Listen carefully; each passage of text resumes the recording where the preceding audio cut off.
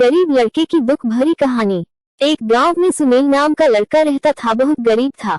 वह अपने खाने पीने के लिए प्रतिदिन घर घर जाकर कोई न कोई सामान बेचकर गुजारा करता था और कभी कभी ऐसा समय भी होता था कि उसे भूखा ही सोना पड़ जाता था। सुनील को बहुत जोर की भूख लगी। उस वक्त तक किसी ने भी उसका कोई भी सामान नहीं खरीदा था। आखिर में उसने एक निर्णय किया कि वह अब जिस किसी के भी घर में सामान बेचने के लिए जाएगा वहीं से अपने लिए खाने पीने के लिए जरूर मांगेगा।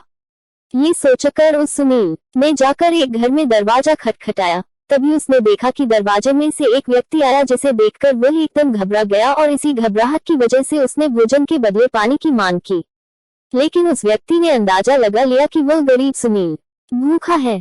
तब उस व्यक्ति ने उसे बैठाकर शांति से भोजन कराया। भोजन करने के बाद सुनील ने उनका नाम पूछा और साथ ही भोजन के लिए पैसे देने लगा। तब भोजन कराने वाले व्यक्ति ने अपना नाम बताया और कहा कि पैसे किस बात के दे रहे हो, क्योंकि मुझे पता है कि किसी पर भी उपकार करो तो उससे पैसे नहीं लेने चाहिए। सुनील ने धन्यवाद देकर वहां से निकल गया और उससे सुनील का भगवान पर विश्वास और बढ़ गया। काफी समय बाद सुनील अपनी कड़ी मेहनत और लगन से पढ़ लिखकर अपने गांव का एक बड़ा डॉक्टर बन गया और उसके चर्चे पूरे गांव में होने लगे।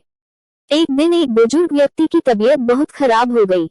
गांव वासियों की मदद से उसे हॉस्पिटल लाया गया। जैसे डॉक्टर ने उसका नाम सुना, उसने तुरंत अपने केबिन से निकलकर उस बुजुर्ग व्यक्ति की ओर देखा तो उसने तुरंत पहचान लिया। उसने उस बुजुर्ग व्यक्ति को बचाने के लिए तुरंत शहर के सभी बड़े बड़े नामी गिरामी डॉक्टरों को अपने गांव में बुला लिया और उसका इलाज किया। डॉक्टर ने हॉस्पिटल और दवाइयों का पूरा बिल भुगतान करने के पश्चात बिल के एक खाली जगह में कुछ लिखकर बुजुर्ग व्यक्ति के पास भिजवा दिया।